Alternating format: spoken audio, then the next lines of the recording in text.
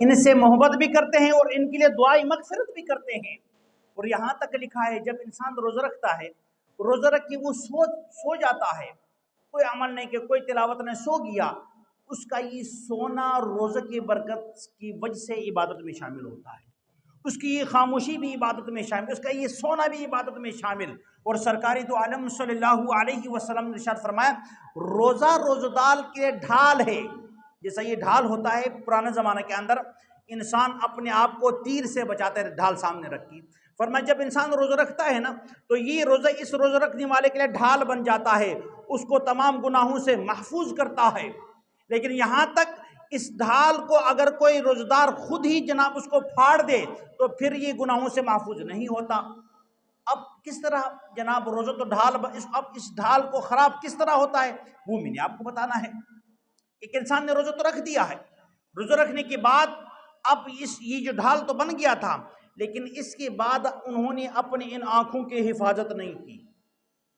حکم تو یہ تھا کہ روزہ رکھ کر کے بھائی ان آنکھوں سے غلط چیز نہیں دیکھنا، انہوں نے جناب ان آنکھوں سے روزہ رکھ کر کے غلط دیکھنا شروع کر دی۔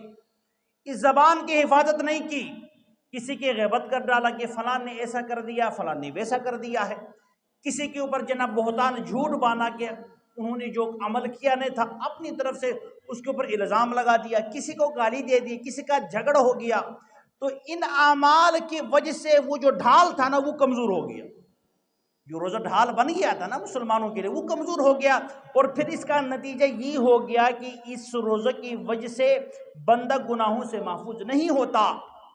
اس لیے فرمایا کہ روزہ تو ڈھال ہے، لیکن جب انسان اس ڈھال کو خراب کر دے تو پھر کوئی فائدہ نہیں ہوتا ہے۔ اللہ کا نبی کا ایک فرمان ہے کہ جب انسان روزہ رکھتا ہے اور پھر اپنی زبان کی آنکھوں کی پابندی نہیں کرتا، ان کی حفاظت نہیں کرتا، رب فرماتے یہ چاہے بھوکا رہے پیاسا رہے مجھے اس کی کوئی غرض نہیں ہے بھائی، اس کی روزہ تو اتنی قابل ہی نہیں ہے کہ اس کے اوپر کوئی اس کو اجر ملے، ثواب ملے۔ اس لیے میرے دوستو یاد رکھیں یہ بات، روزہ ہم نے رکھنی ہے، اور روزہ رکھنے کے بعد ہم نے اپنی ہر جسم کی حفاظت بھی کرنی ہے، ہر عضو کی حفاظت بھی کرنی ہے، تاکہ ہمارا روزے کے اوپر جو اجر اللہ نے ہمیں عطا کرنی ہے اس سے ہم محروم نہ ہو جائے، اس سے کیا نہ ہو جائے، محروم نہ ہو جائے۔ سرکاری دو عالم صلی اللہ علیہ وسلم کی زمانہ میں ایک عورت کو لایا گیا جو روزہ رکھی ہوئی ہے، لیکن اس کو بھوک اتنی شدت کے ساتھ لگی ہے کہ مرنے کے قریب ہے۔ صحابہ نے عرض کیا یا رسول اللہ فلان عورت نے روزہ تو رکھا ہے لیکن اس کو بھوک پیاس کی شدت اتنی زیادہ ہے کہ وہ تو موت کے قریب ہے۔ اللہ کے نبی نے فرمایا کہ اس عورت کو کہے کہ الٹی کرے، کیا کرے انداز بھائی، الٹی کرے۔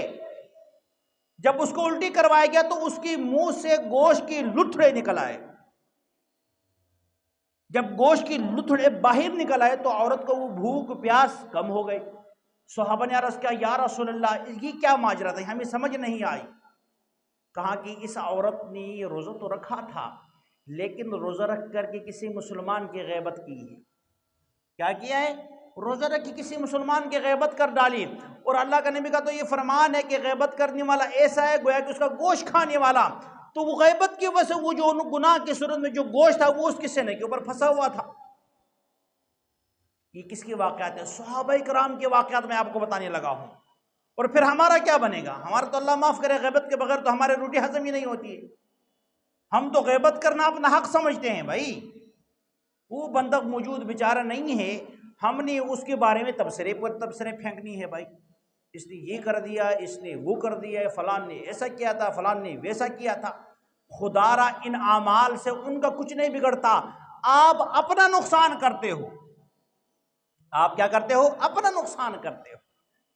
اللہ کے نبی نے فرمایا تیسرا انعام جو رمضان المبارک کے اندر خاص روزداروں کے لیے ہے، وہ انعام یہ کہ رمضان المبارک کے ہر دن جنت کو سجایا جاتا ہے۔ کس کو سجایا جاتا ہے دیس بھائی؟ جنت کو سجایا جاتا ہے۔ جیسا کسی گھر میں شادی ہوتی ہے تو بندہ گھر کو سجاتے ہیں نا، تو جنت کو ان روزداروں کے لیے سجایا جاتا ہے، اور پھر جنت کے اندر اعلان ہوتا ہے، رب فرماتے کہ اے میرے جنت کے اندر جو فرشتے ہیں وہاں جو غلمان ہیں کہ میری فلان بندے فلان بندیاں جو مجھے راضی کرنے کے لیے روزے رکھے ہیں وہ ان قریب تمہارے پاس آئیں گے، اور یہ سجاوٹ انہی کے لیے ہے۔ پھر جنت پوچھتے کہ یا اللہ یہ خوش قسمت لوگ ہمارے پاس کب آئیں گے جن کو خوش کرنے کے لیے ابھی سے تیاری ہو رہی ہے۔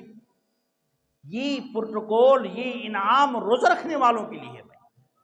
اور اتنا خوبصورت موسم دیکھ، کتنا اچھا موسم ہے، اگر ہم اس موسم کے اندر بھی روزہ نہیں رکھیں گے، بہانے بہانے کر کے روزہ کھائیں گے، تو اللہ کی قسم پھر ہم سے بڑا بد نصیب کوئی نہیں ہوگا۔ اتنا خوب